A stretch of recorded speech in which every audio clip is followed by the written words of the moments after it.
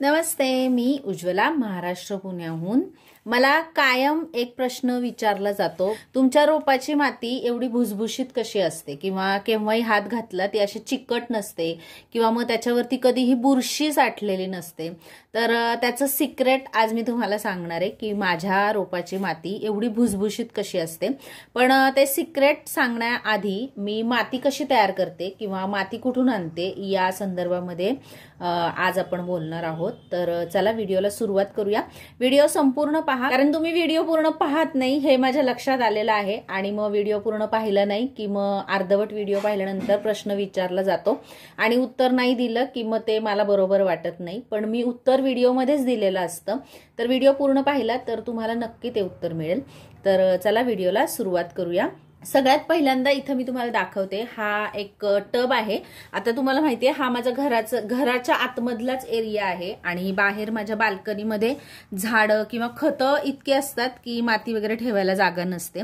तर ही सगळी ज्या रिकाम्या कुंड्यांमधली, म्हणजे आता झाडं खराब झाल्यानंतर ज्या कुंड्या रिकाम्या होतात ती माती म्हणा किंवा नर्सरीमधून आणलेल्या झाडांची माती म्हणा, ती अशी मी एका टबमध्ये साठवते आणि मग कधीतरी हा टब भरला की ही सगळे एका पोत्यामध्ये भरायचं आणि खाली आईच्या घरी न्यायचं। तिथं ऊन यायला जागा आहे, म्हणजे त्यांना अंगण वगैरे आहे। मग अंगणामध्ये मी ही माती सगळी वाळवते आणि पुन्हा मग ती रिचार्ज होते माती आणि मी ती वापरू शकते। तर इथं पाहताय तुम्ही नर्सरी मधली माती आहे ही आणि चिकट माती असते ही, पाहता अख्खाच्या अख्खा गट्टूच आहे। तर ही सगळी माती नवीन आपल्याला माती आणायची गरज नसते। जेव्हा आपण सुरुवातीला बागकाम सुरू करतो तेव्हाच आपल्याला एखाद दोन घमेलं माती आणली तेवढी पुरेशी होते। त्यानंतर जेव्हा जेव्हा आपण नर्सऱ्यांमधून रोपं आणतो तेव्हा तेव्हा त्याची अशी माती निघालेली आपल्याला मिळते आणि हीच माती आपण पुन्हा वापरू शकतो। कारण इथं मला थोडासा चपाती करताना चटका बसलाय, तर ही माती आपण पुन्हा वापरू शकतो। जो प्रश्न होता की नर्सरी मधल्या रोपांची माती आपण वापरू शकतो का, ती तर खूप चिकट असते, तर ती कशी वापरायची। तर हे पहा, माती कधीही जेव्हा आपण रोपाला माती तयार करू ना त्याच्यामध्ये पाणी मारायचं आणि चेक करायची। जर पूर्ण असा लाडू घट्ट बांधला गेला असा, तर ही माती आपल्या रोपाच्या आरोग्यासाठी चांगली नाही आहे। लाडू बांधलेली माती कधीही रोपासाठी चांगली नसते। तर मातीचा लाडू बांधला गेला तरी सुद्धा तो असा सुटला पाहिजे लगेचच, ती माती आपल्या रोपासाठी चांगली असते आणि तीच एक आयडियल माती असते। तर आता ती माती कशी तयार करायची, ही माती तर तशी नसते, हिचा तसा घट्ट लाडूच बांधलाय बघा। हे असं मला हाताने सुद्धा फोडता येत नाहीये, तर हा घट्ट लाडूच बांधला गेलेला आहे। तर काय करायचं, ही जी नर्सऱ्यांमधून आणलेल्या रोपांची माती असती ती चांगली आधी फोडायची, अशी चांगली करून घ्यायची आणि त्याच्यामध्ये तुम्ही मी 2-4 गोष्टी दाखवते त्या तुम्ही मिक्स करू शकता मातीला चांगली वेलड्रेन बनवण्यासाठी किंवा पाणी त्याच्यामध्ये थांबलं नाही पाहिजे अशी बनवण्यासाठी। तर सगळ्यात पहिल्यांदा असते ती कन्स्ट्रक्शनसाठी वापरणारी वाळू, जी आपण प्लास्टरसाठी वाळू वापरतो ती वाळू आपल्याला घ्यायची आहे। थोडीशी जाडी भरडी ही आहे अशी सुद्धा चालते आणि एकदम बारीक चाळलेली वगैरे वाळू असती ती सुद्धा चालते, पण कन्स्ट्रक्शनसाठी लागणारी वाळूच आपल्याला घ्यायची आहे। आपल्याला अजिबात समुद्राची वाळू घ्यायची नाहीये। हे पहा, ही समुद्राची वाळू आहे आणि ही इतकी छान सुळसुळीत सुटते, आपल्याला मोह पाडते ही वाळू। आता जी लोक कोकणामध्ये वगैरे आहेत त्यांच्या तर मातीमध्ये या वाळूचं प्रमाण खूप जास्त असतं, तर ते म्हणतील की मग समुद्री वाळू जर वापरायची नाही, तर आमच्या तर मातीमध्ये सगळी हीच वाळू असते, मग कसं काय बरं, आमची तर झाडं चांगली येतात। तर पहा, तिकडचं वातावरण तसं आहे। समुद्रामुळं असणारं जे दमट हवामान असतं किंवा जे रोपाला पोषक वातावरण असतं ते त्या हवेमध्ये असतं, त्यामुळं तिथं वाळूचा असा इतकासा फरक पडत नाही। आता जेव्हा आपण समुद्राची किनारपट्टी सोडतो तेव्हा आपल्याकडे वातावरण थोडंसं उष्ण व्हायला लागतं आणि त्या वातावरणामध्ये अशा वाळूमध्ये लावलेली रोपं ही जास्त जगत नाहीत। याच्यामध्ये मोठ्या प्रमाणामध्ये सोडियम असतं, कारण माहिती समुद्राच्या पाण्यामध्ये मीठ असतं, शिवाय जी काही बंदरावरती बोटी वगैरे येतात त्यांचं ऑइल वगैरे गळलेलं असतं, तर ते सुद्धा त्या वाळूवरती परिणाम करत असतं। त्यामुळे ही वाळू आपल्याला या समुद्र किनारपट्टी सोडली तर या बाजूला वापरायची नाही आहे। समुद्री वाळू आपल्या रोपांच्या आरोग्यासाठी आपल्या बाजूला चांगली नाहीये. कोकण बाजूला किंवा समुद्राच्या किनारपट्टीच्या बाजूला हवामान तसं असतं, वातावरण तसं असतं, त्यामुळे ते चालून जातं. तर आपल्याला कन्स्ट्रक्शनची वाळू वापरायची आहे, पहिली झाली. त्यानंतर आपण मातीला वेलड्रेन बनवण्यासाठी विटांचा चुरा वापरू शकतो. लाल विटा ज्या असतात बांधकामासाठी वापरणाऱ्या, आता सिमेंटच्या विटा असतात त्या नाही, तर ज्या लाल विटकरी असतात त्या फोडून असा तुम्ही चुरा करू शकता किंवा लहान मोठे त्याचे तुकडे करू शकता. हे असे तुकडे असले तरी सुद्धा चालतात, काही हरकत नाही. याच्यामुळे सुद्धा पाणी होल्ड करते माती आणि एक्स्ट्राचं पाणी जागा राहते ह्याच्यामुळं, आजूबाजूला माती असले तरी, आणि पाणी निघून जातं. तर असे तुकडे बारीक मोठे केले तरी चालतील किंवा मग असा एकदम बारीक चुरा केला तरी चालेल. जिथं बांधकाम चालू आहे आणि विटा ठेवलेल्या असतात त्याच्या बाजूला खूप मोठ्या प्रमाणामध्ये आपल्याला हा चुरा मोफत मिळतो. आपण त्यांना विचारून आणू शकतो किंवा कोणी नसेल तर तसाच पण आणू शकतो उचलून. तर हा चुरा तुम्ही रोपाची माती वेलड्रेन करण्यासाठी वापरू शकता. त्यानंतर तुम्ही वापरू शकता तांदळाचा भुसा किंवा गव्हाचा भुसा किंवा जे काही धान्य काढतात आपल्या मशीनमधून त्याच्यानंतर निघणारा भुसा वापरू शकता. आता पहा, भात बहुतांश ठिकाणी करून झालेले आहेत, काढून मशीनमधून मळून झालेले आहेत.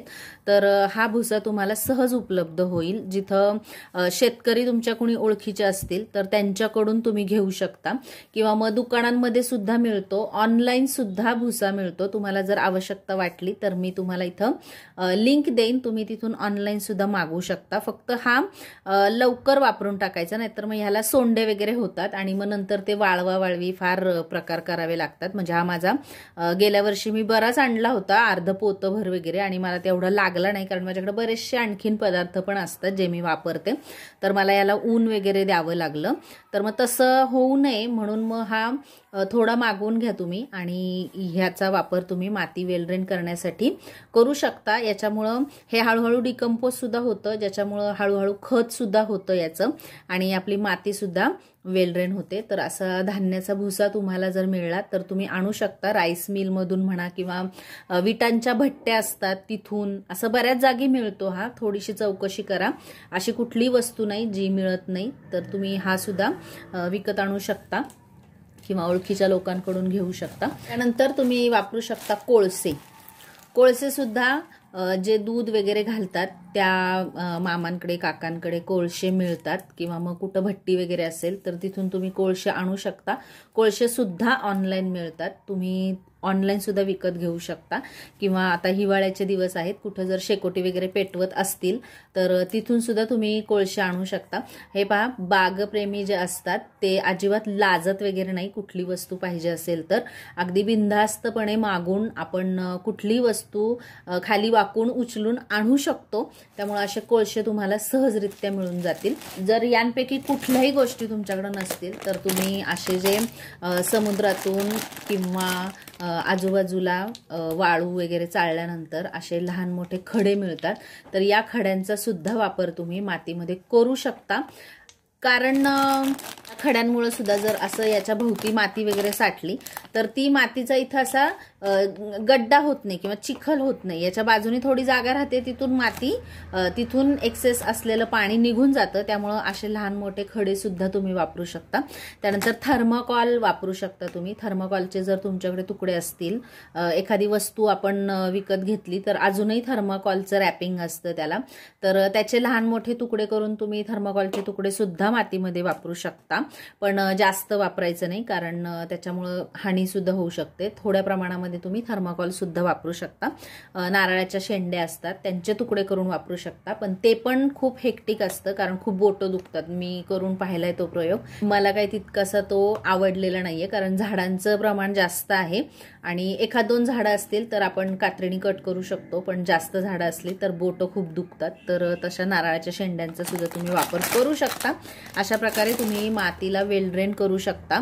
आणि आता माझ्या रोपांची माती एवढी वेलड्रेन कशी असते किंवा इतकी भुसभुशीत कशी असते याविषयी आपण बोलूया. तर मी पाणी देण्याच्या आधी किंवा खत देण्याच्या आधी मातीला खुरपून घेते. मी कधीही तसंच खत किंवा तसंच पाणी अजिबात देत नाही. कायम मी माझ्या प्रत्येक झाडाच्या मातीला खुरपत असते. इव्हन कुठलंही जर टूल नसेल किंवा असं काही नसेल खुरपायला तर मी माती हाताने सुद्धा अशी हे करते. मला खूप आवडतं ते. जेव्हा मातीचा स्पर्श आपल्या हाताला होतो तेव्हा मातीबरोबर पण आपलं एक नातं असतं आणि झाडाशी सुद्धा आपली एक जवळीक होते.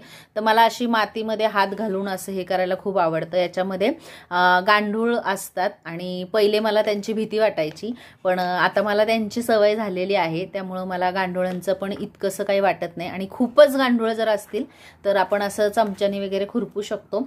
खूप खोलवर माती खुरपायची नाही. 1 ते 1.5 इंचापर्यंत माती खुरपायची असते आपल्याला.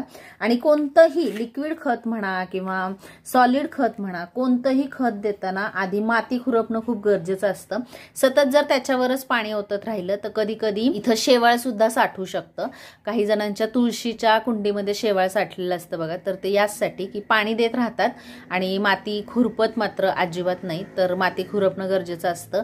शिवाय आपण जे साफ वगैरे टाकतो त्याच्यामुळं याच्यामध्ये कुठले बॅक्टेरिया सुद्धा नसतात घाणेरडे. त्याच्यामुळे आपण मातीला सहज हात लावू शकतो.